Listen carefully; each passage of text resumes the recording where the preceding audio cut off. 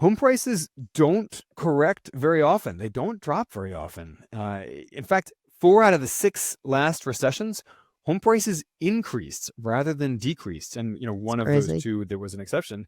Denny, you know what that was? That was the Great Recession, right? Right. So, and that was a recession that was caused by a housing collapse. So, home prices actually don't fall very often, and that makes it all the more wild that nationwide home prices have started falling, and Zillow projects that nationwide home prices will fall 1% over the next year. That's obviously not equally proportioned, right? I mean, some Mm. markets are going to keep going up in value, others are going to really crash. So, uh, yeah, Denny, let's walk through some of the cities around the country that are projected to have the biggest home price crashes. And the way that we have split this up is the five small cities that are projected to have the deepest overall housing crashes over the next 12 months. And then, because most people aren't living in these tiny towns and tiny cities that are projected to really fall, we also looked at the 5 major metro areas that are projected to fall by the most. It's actually 6 because 2 of them are tied. Uh, Of so, course. of course. But yeah, one final note about housing market corrections and crashes. It's not like stock market corrections and crashes. So, stock market's very volatile. So, a 5% or a 10% correction in the stock market is really not that big of a deal. If home prices fall 5% in the market, that's a really big deal. If they fall 10%, that is like a bear market in a housing market. It's So, kind of crazy because at the first time in probably 2 years, homes are sitting on the market longer. yeah, inventory And is way up, something like 30% year over year yeah, nationwide. it's nuts. And I just remember having to jump in and deal with bidding wars, and that it's very quiet now. You don't hear them anymore.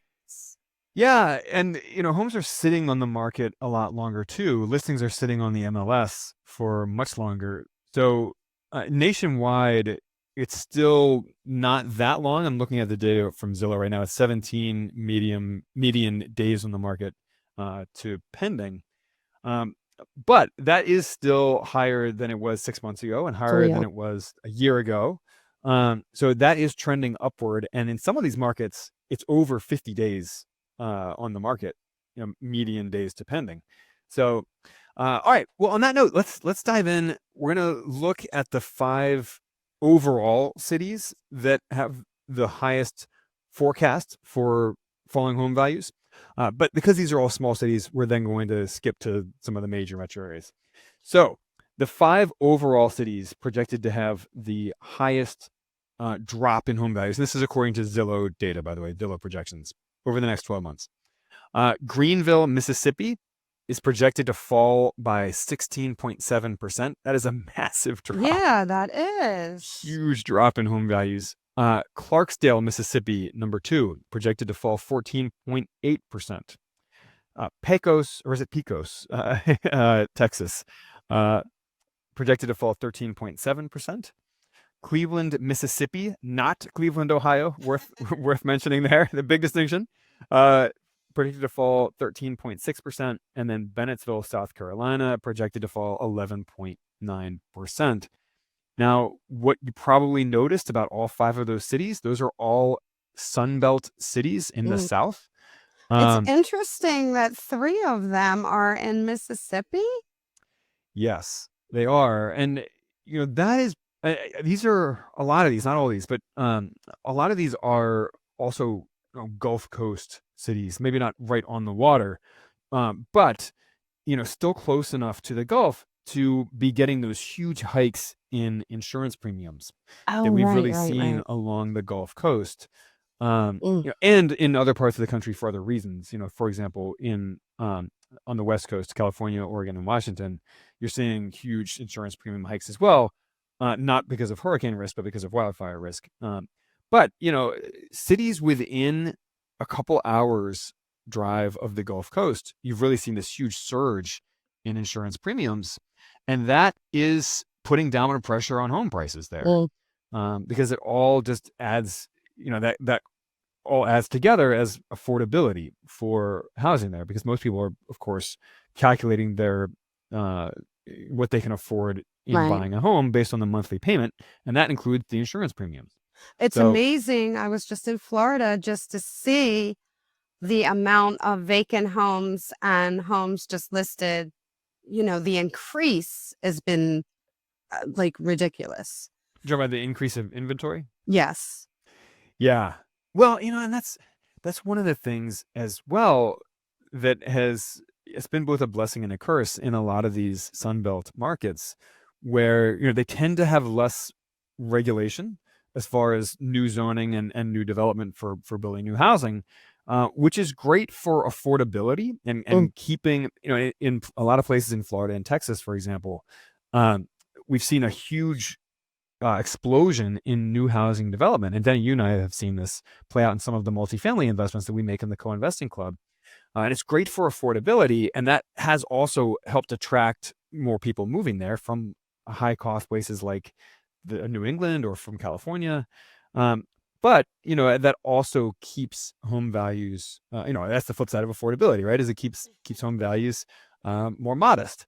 So sort of a double-edged sword. But cost of living and quality of life are pretty good in a lot of these Sunbelt areas. So, Denny, any final thoughts on those 5 overall cities with the highest projected fall in home prices over the next year? No, I think it makes sense. And I think even when I was in the midst of bidding wars and increasingly crazy house price rising, we all knew it was going to happen. So Yeah, absolutely. So let's switch gears. Let's start talking about the 5 major cities that are projected to have the highest crash over the next year. Technically 6, because 2 of them are tied. All right. Number 1, New Orleans, Louisiana, projected to fall by 7.2%. That's a huge amount, especially for a major city, which New Orleans is. It's a yeah. major city. So some of that is what we were just talking about. Surging homeowners insurance premiums in New Orleans, right there on the Gulf Coast. They've really gotten hit hard with insurance premium hikes over the last 2 or 3 years. Do you think the vacation, because it is a big vacation area, New Orleans, do you think because of the way the economy is, they have also been hit there? That's possible. Earlier this year, there was a huge decline in domestic travel and domestic air travel. And there's been a big drop in foreign tourism to the U.S. as well. Wow. For all kinds of geopolitical reasons that we don't need to get into on this podcast. But yeah, tourism is down, both domestically and from abroad.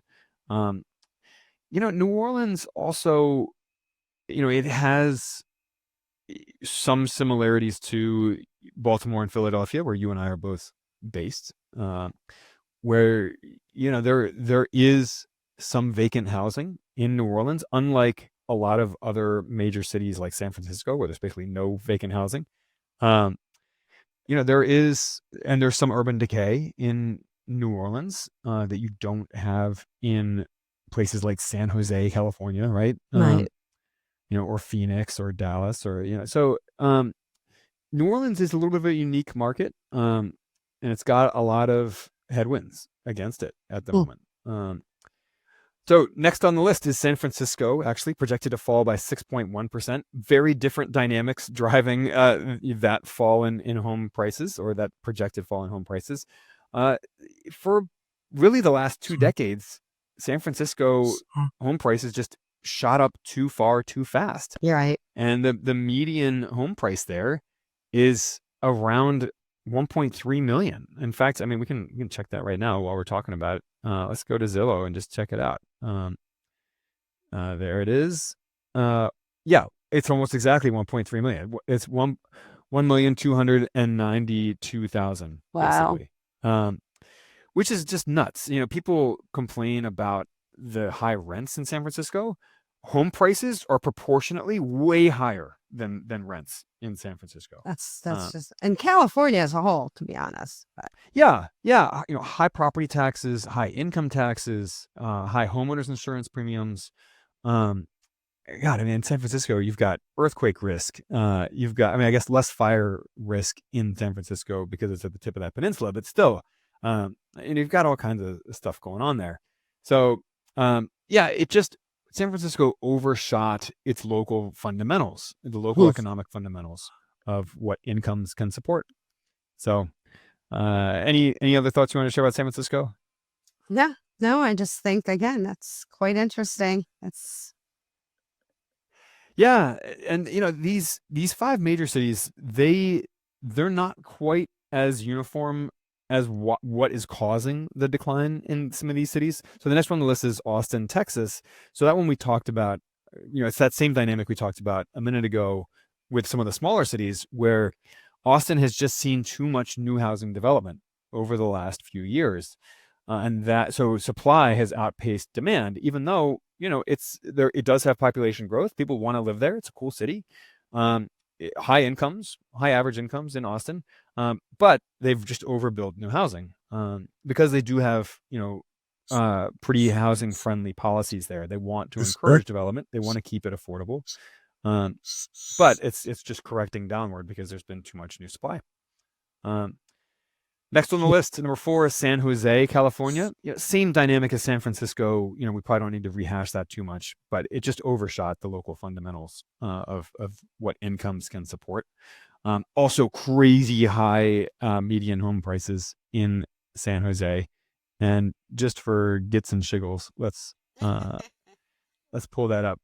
So, oh my gosh, yeah, it's it's even higher median home prices than in San Francisco. So San Jose median home price 1.462 million. Yeah, just crazy. and that's So, median. That's uh, crazy. yeah. Well, actually, I think that's mean. I think Zillow uses mean for these. Okay. So I misspoke actually when I said median. Um, but still, crazy high home prices. All right, number 5. We actually have a tie for 5. So Honolulu, Hawaii, and Denver, Colorado, both projected to have a 3.8% fall in home prices over the next year. And by the way, we may not have listed the projected falls for Austin and San Jose. So let's recap these real quick, and then we can dig a little bit more into the fifth place tie. So New Orleans, projected fall 7.2%. San Francisco, projected fall 6.1%. Austin, Texas, projected fall of 5.1%. San Jose, projected fall of 4.0%. And then Honolulu and Denver, projected fall of 3.8% in home prices. Have you ever seen a place in Hawaii on one of these lists? No, that's a great point. Because real estate is so limited in Hawaii, and there's so much demand for people to live there, especially wealthy mainlanders moving there, that you just almost never see Hawaii real estate prices fall. But again, I think it was one of those places that in and after the pandemic, home prices just shot up too far too fast, and they exceeded the local fundamentals. But I mean, you make a great point that you almost never see Hawaii home prices fall. It's nuts. Which says a lot right there.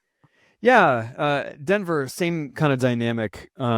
It shot up too far too fast, and it was one of those pandemic darling cities. Just overshot the local income fundamentals. So, Wow. Denny, any final thoughts that you want to share about these cities or just the market at large, as we enter, later 2025 and the first half of 2026? I just think that we've seen this before, maybe not at this type of values, but I just think that what is it that you always say, Brian? Don't time the market. So obviously you don't want to time the market, but you also have to be pretty smart in what you're buying and everything else. You got to take all this into consideration. Yeah, absolutely. And that's one of the nice things about the way that we invest in the co-investing club is it's month in, it's month out. We practice dollar cost averaging, and the dynamics that affect those prices for the commercially zoned properties that we're doing, multifamily properties, industrial, retail, mobile home parks. It's a totally different dynamic affecting the pricing for those than residential 1 to 4 unit home values. Um, so, and that's actually worth mentioning that from late 2022 until early 2024, there was a 25 to 30% crash in multifamily property values in the US, even as residential home prices continue to rise. So, they're priced differently. They work based on different market dynamics. So you have to be really careful extrapolating between even like residential multifamily properties versus like single 1 to 4 unit residential properties. Right. So, yeah, it's a different game, and but we're in this for the long haul, Right. and we're also in it for the cash flow as well. So, we are not biting our fingernails looking at how multifamily property values are trending up or down or moving. We're more worried about, what's the cash flow right now, and is there enough runway on the loan for us to just keep enjoying that cash flow, and wait for a better market to sell. Right. So, anyway, Denny, any other thoughts? No, I just think it should be interesting to continue to watch this. Yeah, absolutely. So, guys, if you got a fresh perspective from this episode, subscribe to the show and check out our free course on how to invest passively in real estate. If you don't want to become a landlord, but you still want the cash flow, the appreciation, the tax benefits of owning real estate, we have a free course on that. It's very quick. Each video is like 10 minutes long. Sparkrental.com/free. And on that note, stay weird, unconventional investor.